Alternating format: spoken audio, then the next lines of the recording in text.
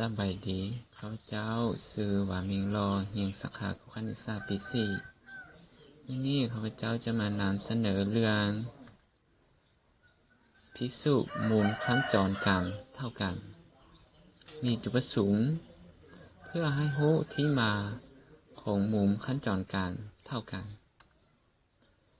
การนำไส้สามารถนำไปเสาหามูลที่อยู่ในลักษณะมูลขั้นจรกรรม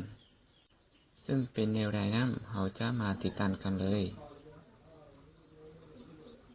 พิสูจน์มูลขั้นจรกรรมเท่ากันรู้ว่ามุมเพียงเท่า180องศาให้เส้นสื่อ L1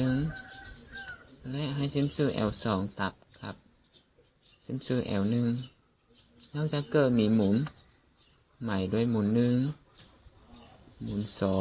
2หมุน3หมุน4จาก L1 เราจะได้หมุน2บวกหมุน3เท่ากับ180องศาถอนหมุน3จะเท่ากับ180ลบให้หมุน2เอาเป็น0.1จาก L2 เราจะได้หมุน1บวกหมุน2เท่า180องศาถอนหมุน1เท่ากับ180องศาลบให้หมุน2เอาเป็น0.2จาก0.1และ0.2จะได้หมุน1เท่าหมุน3ซึ่งมูลดังกล่าวแม่นมูลขั้นจรกรรมแสดงว่าหมุน1เท่าหมุน3และหมุน2เท่าหมุน4ดังนั้นเราจึงสรุปได้ว่าหมุนข้างจรกรรมเท่ากันการนำเสนอของข้าพเจ้า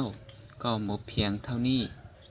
ข้าพเจ้าหวังว่าคงจะเป็นประโยชน์บ่หลายก็น้อยให้แก่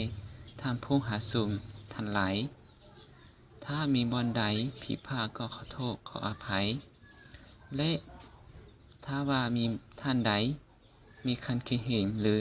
คำตามนี้ที่ศูนย์ก็สามารถคอมเมนต์ลงคลิปวิดีโอนี้ได้เพื่อเป็นข้อมูลให้แก่การปรับปรุงแก้ไขในคลิปต่อไปคลิปนี้ก็ได้สิ้นสุดลงเพียงเท่านี้ขอเข้าใจ